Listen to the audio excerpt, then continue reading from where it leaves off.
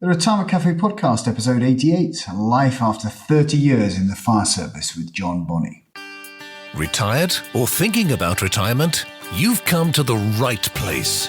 Welcome to the Retirement Cafe Podcast. In each episode, we bring you an important conversation with insight, tips and knowledge, all designed to help you live a fulfilling and successful life in retirement. Here's your host, Chartered Financial Planner and Accredited Later Life Advisor, Justin King. Hello and welcome to the latest episode of the Retirement Cafe Podcast, which is sponsored by My Financial Planner.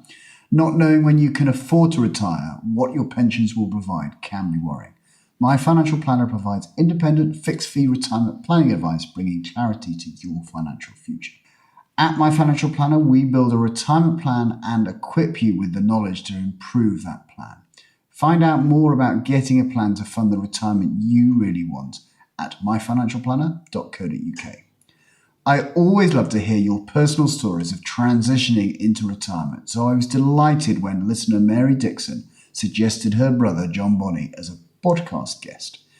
In late May, I spoke with John and asked him about his long career in the fire brigade, which culminated in him being Chief of Hampshire Fire and Rescue Service for 15 years. John was the architect of a new model of delivery for the service, which improved the safety of the local community and fostered a more open, innovative and engaging culture within the organisation. During this time, he also served as president of his professional body, and in 2015 he was honoured with a CBE in recognition of his service to the public. On leaving the fire service after 33 years, instead of heading into retirement, John embarked on a new business challenge. I hope you enjoy my conversation with John. Welcome to the Retirement Cafe Podcast, John Bonney. Justin, thank you very much. I'm delighted to be here with you. Where are you today, John? So I'm at home, like most people, like sort of 80% of the country. I think I'm at home. I live in Hampshire. Right. I'm very lucky. I've discovered just how lucky I am. I have a garden and I have a dog and I have walks and I can take from here. So, things that were a burden before, the dogs, always got to be walked and the garden's always got to be weeded. Yeah. All of a sudden that's become a bit of an advantage now, I think. So. Absolutely. So, John, you've been introduced to me through your sister, I think, who's one of our listeners, which is fantastic. And she said, I've got just the guest for you. You must have a chat with my brother John. So, tell me a bit about who you are and why you're going to be such a great guest for the Retirement Cafe podcast. That's great, isn't it? Set up by my sister and then set up by the presenter as well. Well, I don't know. At the end of it, you can tell me whether I meet the grade. I'm sure you're going to be.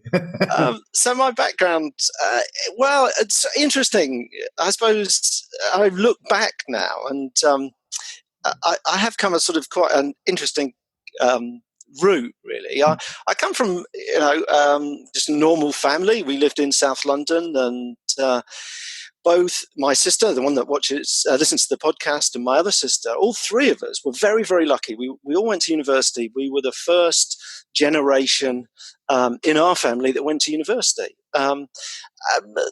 A number of reasons, I think. Our parents were very sort of committed to the education, perhaps that they didn't have. Mm. We were lucky. We went to church schools, which at the time gave us the education, and really lucky. We went to university.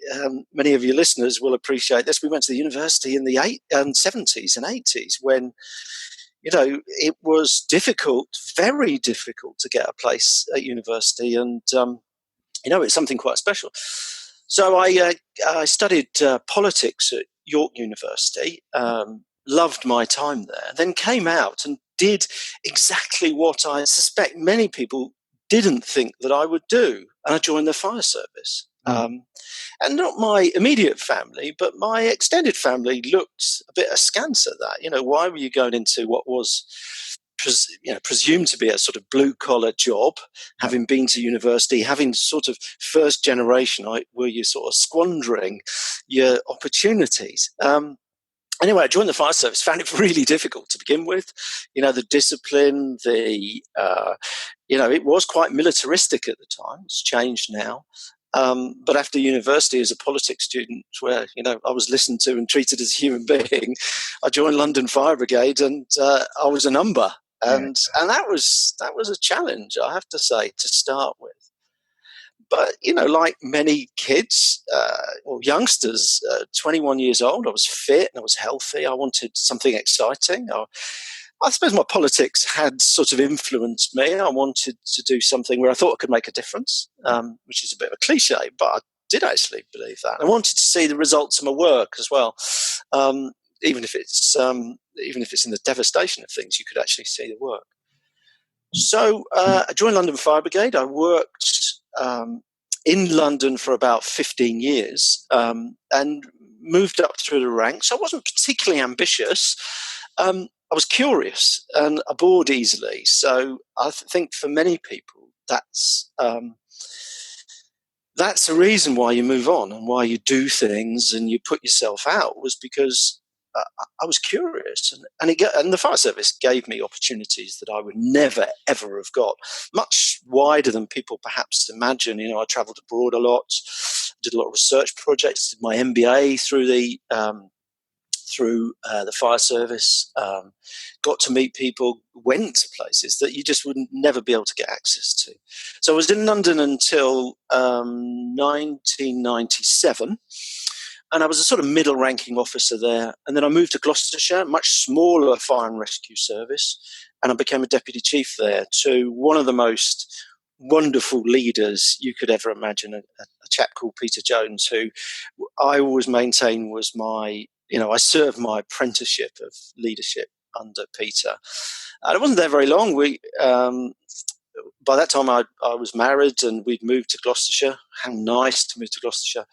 And then eventually moved again to the Hampshire Fire and Rescue Service, where I ultimately became chief in 2004.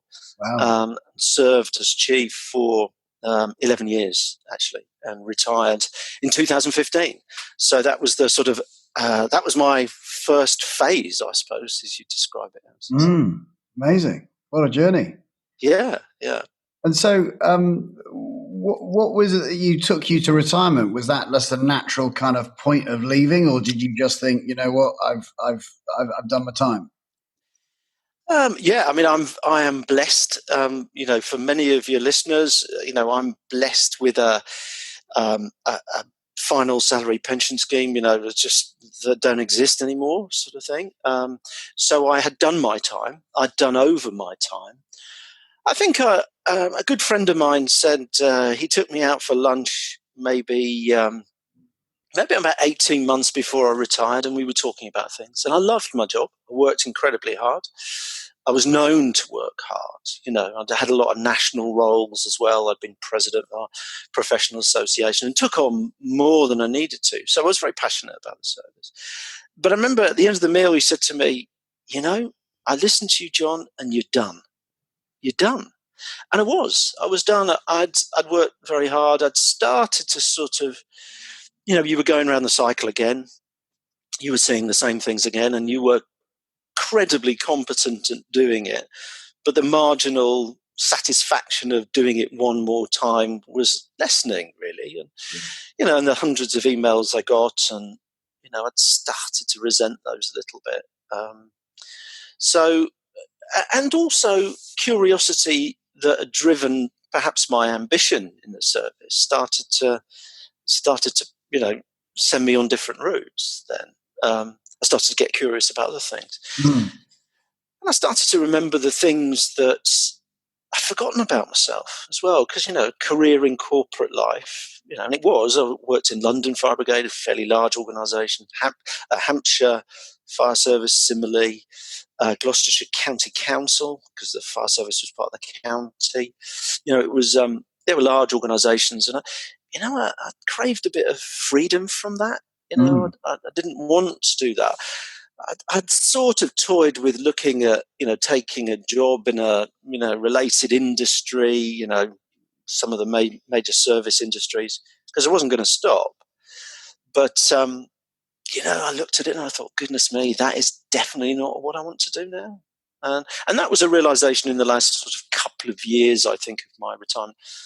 And the idea of running my own business, and particularly for people in public sector, we like to think of ourselves as business-like, and it was. In fact, it was criticised a lot for being overly business-like. But there's bits of business that you will never do in the private sector. You'll never win contracts. You'll never pitch for business. You'll never close a deal. You'll never negotiate terms on your commission and stuff like that. So, and I wanted to see if I was any good at it. Yeah. I wanted to see, I'd been successful in my career. I wanted to see, so what's it like if you start afresh and just the challenge of running your own business. And that's been, and running a small business as well, that's been hugely sort of motivating for me. So what was the big idea then? What was the thing that you thought, right, okay, did you launch straight into starting a business? Did you have ideas of what the business was going to do? Did it need funding? Did you need to agree it with the family? Tell me all the stuff that was going on at that moment.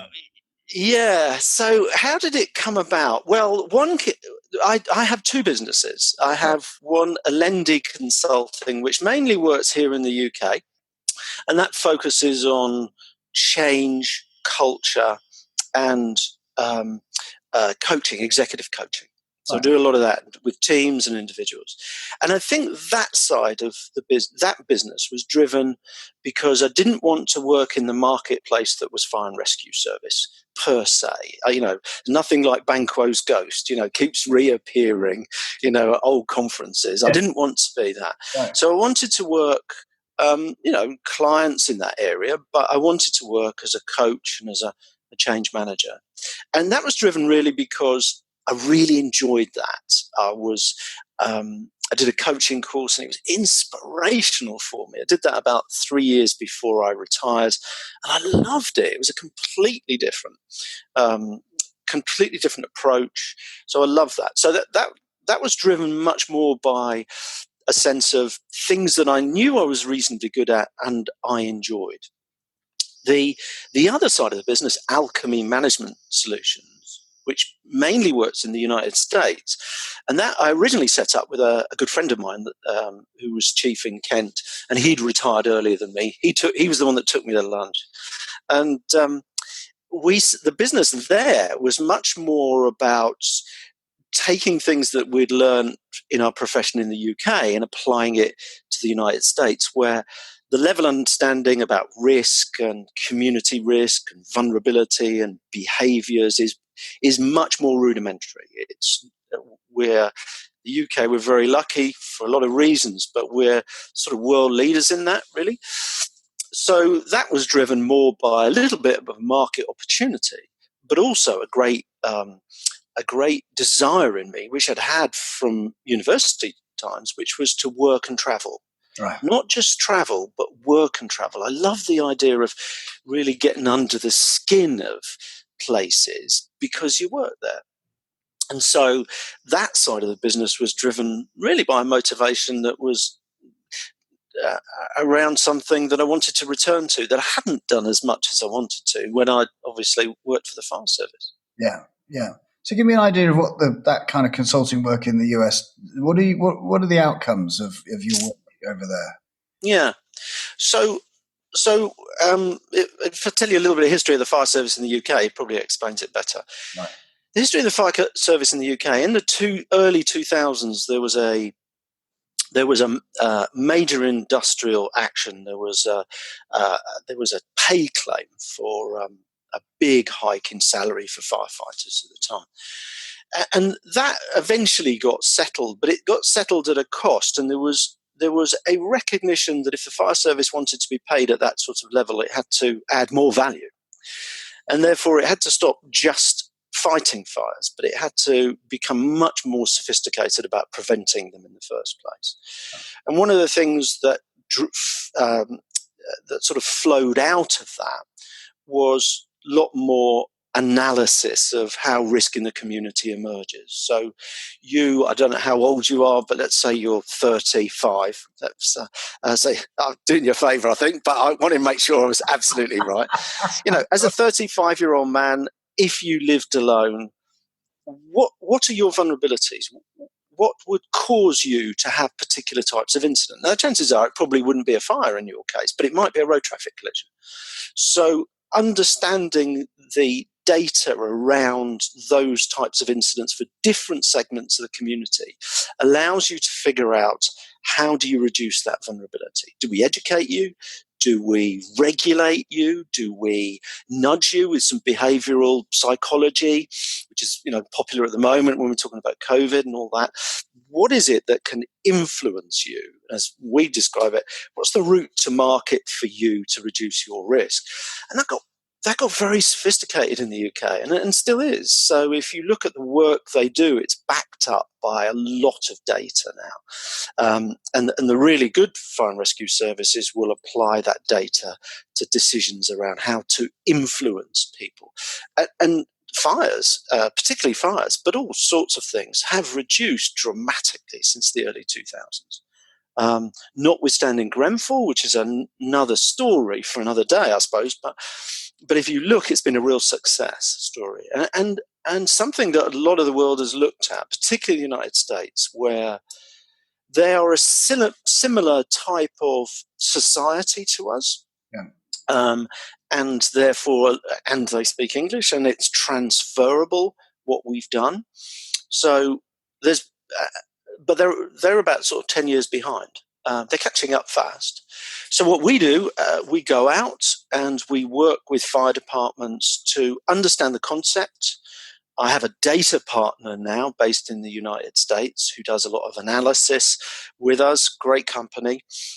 So we work together, firstly, to educate fire departments in the approach, and then we can support them with the analytics as well. So.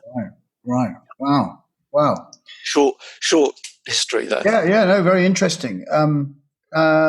So coming back to the retirement thing, I mean, obviously there's a statement that you've retired from one role, but you've reinvented yourself, I suppose, in another role, and you've got two separate things going on. You've got the American business, and then you've got the kind of change coaching in the UK. I talk to retirees only, and I know that they're going through a significant change, becoming the ex-fire chief, the ex-doctor, the ex-whatever, all of a sudden that role of responsibility, or that, we define ourselves, don't we, often enough by what we do. It's the first thing that gets asked, hi, I'm John, and I'm I'm a firefighter.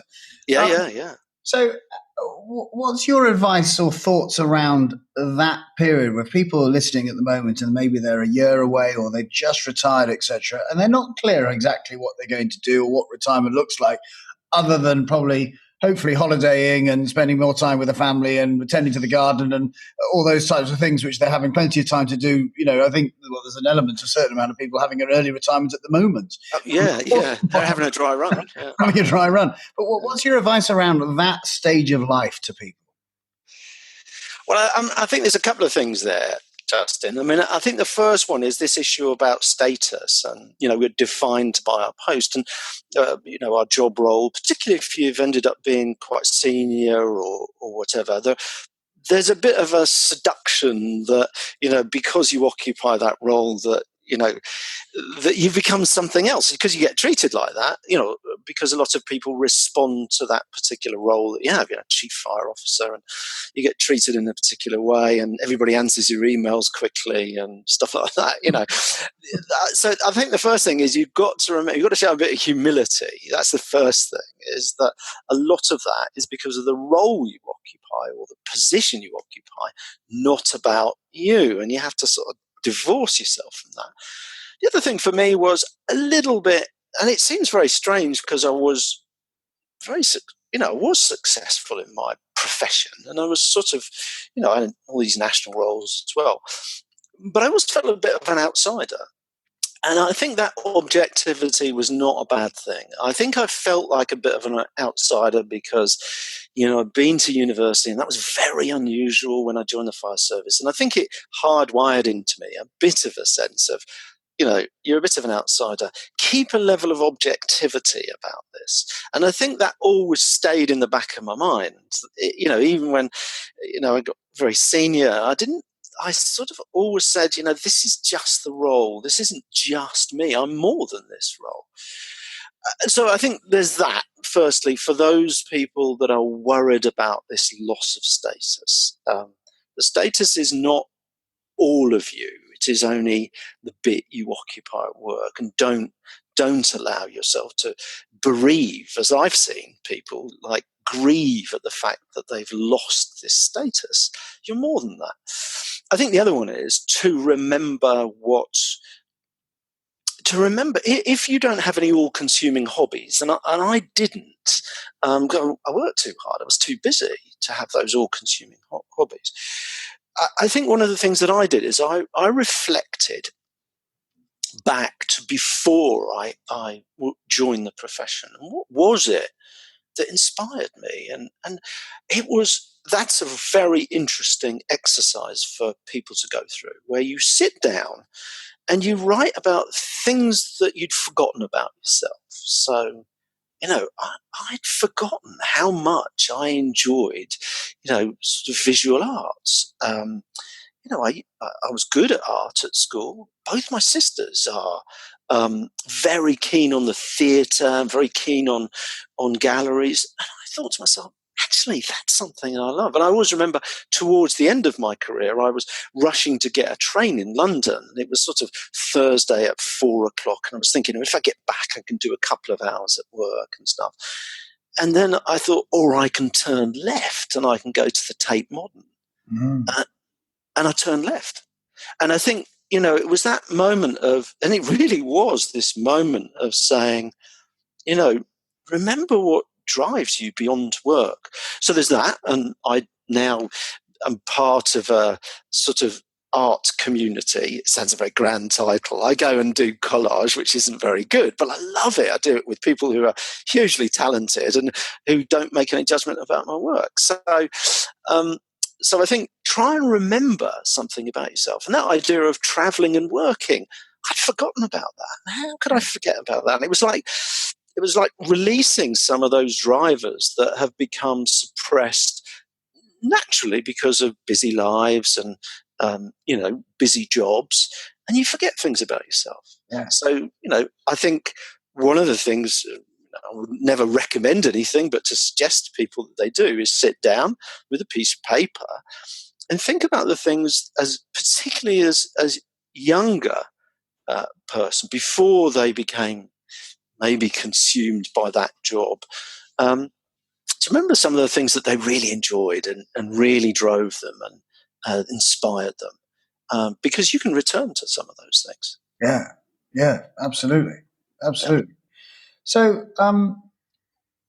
what's next, John? Hopefully, you've got a nice 25, 30 years spreading out in front of you of retirement. Obviously still working to a certain extent, enjoying the things that you're enjoying. Tell me what if we were having a chat in 25 years' time and you're on the proverbial rocking chair. Yeah.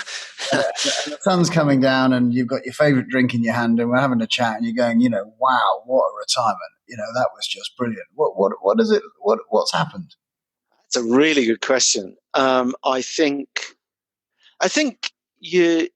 one of the things is I'm comfortable that I didn't miss opportunities, that I didn't fall into a routine, that I constantly stayed curious and adventurous, and got to do and collected a load of stories beyond my sort of stories that I have from my career. And maybe that's what it is. Is one of the things that I do say is, people say, well, why do you continue to work hard? And why do you travel? And I said, but when I travel, I have adventures. And I think having adventures is, that would be the thing to say. I saw something, or I met people, or I went somewhere that was really off the grid and different and stuff. And certainly when I work in the United States, I'm very lucky. I travel around quite a lot. I work for a not-for-profit out there as well, so I get to see a lot of the country. I will always spend a couple of extra days beyond the working, exploring, and doing all the things that are not in the guidebook. The really quite alternative things, particularly with art scenes and stuff like that. So, and I've had some great adventures, some great meals, and some funny stories. So I think, when I'm in that rocking chair and the sun's going down, it will be that I will have collected a whole host of new adventures that I can bore people with. Yeah. And so, obviously you're very motivated, and I love the statement about curiosity, because I think I've got it deep within myself as well. But is there a possibility? I mean, how do you maintain that enthusiasm and maintain that momentum? I do see some people in retirement who, they were very energized in their careers. They were obviously successful. They were obviously kind of passionate about what they did, and then they may lose a little bit of that, I don't know, vivacity, I suppose, or and I just think, I know there's probably way more to them than what's currently going on. So you're obviously maintaining it yourself at the moment. Do you have to? Is that just within you, or do you have to search it out? I think it's got to be within you to a degree. I think you've got to reconcile some things inside of yourself as you come towards retirement. And that's that. Well, two things. Firstly, all good things come to an end. So even if you love your job with a passion, and we've all seen it, and it's heartbreaking to see people who are retiring and don't want to retire, and you can see it's like pulling a tooth. Everything's being ripped out. But I think what you've got to do is you've got to reconcile that you're more than that. Because the danger is that I suspect not everybody, and I can't speak for everybody, but I think some people that have been very, very successful in their careers, in whichever way you want to define it, whether that's status, whether that's proficiency or whatever, didn't begin like that. And therefore, what you've got to do is try and return a little bit to your younger self and say, well, before this became so consuming and so important for me, what else was there? Yeah. Because I don't think curiosity and interest in things disappears. I think it gets subdued, or I think we talk ourselves out of it. It's too childish, or it's embarrassing. And I think there's a little bit where you've got to sort of say, you know what, I'm not. And I don't have to be too self-conscious anymore.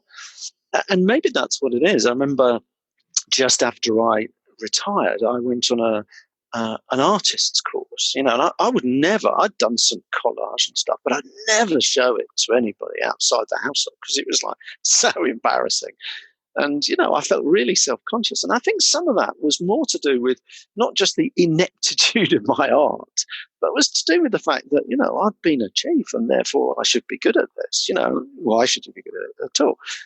And I went on this course and this fabulous instructor said, all I want you to do is for the next couple of hours, I just want you to play.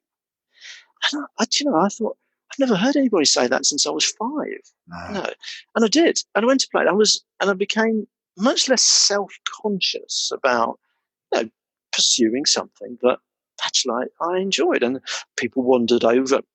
Very good artists wandered over and said, "Oh, I like that technique." And I blushed and sort of tried to sort of say, "Oh, it was just lucky" and stuff. But then you realise, well, actually, it's not about proving yourself. It's about enjoyment, really. So I think one of the things, return to what inspired you previously.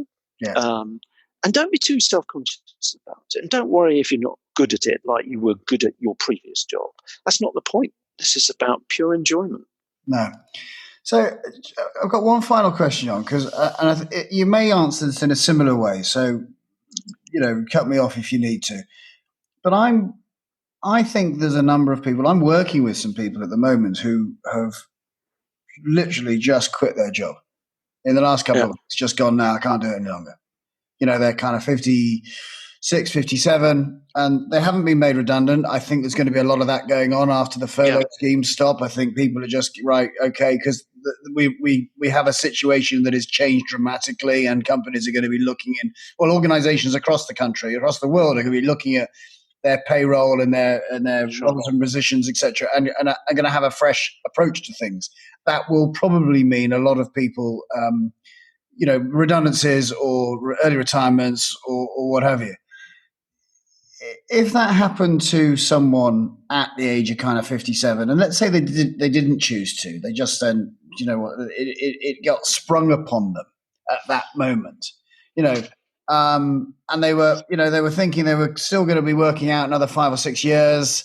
The chance of re-employment maybe in exactly there in their area of proficiency is slim because it's happening across their sector. What would your kind of fireside chat to someone in that position be? And presuming on the basis that they want to continue to do something, So their financial kind of plan was, well, I'm working till I'm 65, and then I exit, and so I'm now 8 years before the mortgage is paid off, possibly, or the kids haven't finished school quite, or whatever it is. They were planning on continually bringing in some money for that period, but all of a sudden, the world has now changed. It's a classic, a big old shift has happened. Yeah, so it's happened to them rather than with their sort of consent. I think a couple of things. What I would do is, it is a great opportunity to take stock. And where people usually start is they start with the job and work backwards. What do I want to do, and then work backwards. And I wouldn't start there. I would start from within a bit. Sounds a bit sort of, well, you'd expect a coach to sort of say that. But what I'd say to people is get yourself a piece of paper, big piece of paper, put it on the desk, and write things about yourself. Write things down about what inspires you. And if you can't think of what inspires you, think of the last time that you were really, really proud. Really proud. Doesn't matter what it is. It might be you might be proud about yourself. You might be proud about something else. But write it down. Look at things that you struggle with, that you always write to the bottom of your list and never really get to. Look at the time when you were most joyous, when you were working. And that's a weird thing to say, joyous, because it's not a word we tend to use. Don't think about the practicalities at this stage, and look at this map that you'll create about yourself. Because what that's doing is that's showing the drivers and the motivators and the things that you really want to avoid. Because the worst thing you can do is go and get a job, and then if you look to that plan and saw all the things that you really hate, like, I don't know, public speaking and finance, and you end up doing just those things, it's going to make you miserable. And you'd probably wish that you hadn't, got that job that you snatched for at the time. So I would start from within, and I would start from your own motivations. What makes you curious? Go back to that issue about what makes you curious. What inspires you? What intrigues you? What you think you're good at? And with that, don't talk about tasks. Talk about skills and aptitudes. Really. You were really good at, filing that report or pitching that business. Don't look at that. What part of it were you good at? What is it that makes you renowned for that competence? And something that comes naturally rather than forced. And use those things as your starting point for where you want to go in the future. And also, and I would say this, having worked both now in the private sector, public, the not-for-profit, and a whole range of places in between, do not constrain yourself that because you were private sector, you can't work in public, or if you're public, you can't work in the not-for-profit. So, because I think if you do that, you will confine yourself. And also the world is becoming increasingly blurred between the public and private and not-for-profit now. And the amount of hybrid organizations that exist where it might just be your sweet spot, So that was my advice to people. And don't be self-conscious that you can't move. I think we're all going to have to adapt, and we've all adapted, haven't we? And I think we'll have to do much more of that in the future. Yeah. And I do think that people sometimes, it's easy to not recognize the skills that you've achieved, you've attained over a 30-year career. And they may not be, as you were saying that, that you learned an awful lot about coaching. Yeah. Whereas, your job was as a fire chief, and you kind of go, okay, well, that's an element of being a fire chief, I'm sure, but not the only thing that you do. No, that's right. Exactly. And therefore maybe sometimes kind of working out which areas you specifically enjoyed doing and wondering whether there's a business in that. Yes, exactly. Yeah, and I think, and you've got to think hard. You can't sort of say, oh well, I'm good at I'm good at communication. Okay, so I need to look at that. No, that's lazy. You've got to say, okay, well, when have you been good at communicating? Under what settings? All settings? With what type of people? Am I better under pressure? Am I better when I'm in a small group? So I think you have to work quite hard. You can't just sort of say, oh, well, I'm good at communications and I'm great at maths. That's not enough. No. You've got to work. You need specifics. Yeah. And you've got to invest time in it. It's a huge choice for anybody, but investing time in it and bouncing off people, partners or trusted colleagues or whoever, and leaving it and returning to it. That's the other trick, because it's influenced much by your mood at the time, and you'll be surprised at how much it changes with a number of iterations. Great. Wise words. So, John, where can people find out more about you and your companies? Sure, yeah. So, well, thank you for giving me the opportunity. So I have two companies. So the company that works here in the UK mainly and is the coaching, leadership and change management is a company called Alendi Consulting, right. ALENDI Consulting. And if you just look it up, it's got a website and there's emails, details you'll find. The Alchemy, and it'd be interesting for people to look at the different web designs, different cultures, different settings. Alchemy Management Solutions Limited. Again, there's a website there, and there's contact details, Twitter, etc. that you'll be able to find on there. Great. Well, we'll put all those details and links in the show notes so people can hit the Retirement Cafe .co.uk podcast page, and they'll be able to find out all about you and the companies that you work with. Thank you for your time this morning. It's been a pleasure. It's been really, really fascinating chatting to you, and I wish you a successful retirement, sir. Yeah, thank you very much, Justin. Lovely to talk to you. Take care. Bye-bye. Bye now. Thanks once again to John for sharing his story with us. To find out more about John and the work he now does, check out the show notes on our website at retirementcafe.co.uk, where you'll find some useful links. As ever, if you've enjoyed this episode, please do leave us a review on iTunes and be sure to subscribe either on our website or your preferred podcast player so you never miss an episode. I'd like to take this opportunity to thank Olga for taking the time to write a review for us. She commented, at this time of uncertainty, it is important to have access to advice from the top industry experts and experienced business people so we can make the best decisions possible for our future. I'm really enjoying it so far. Thank you.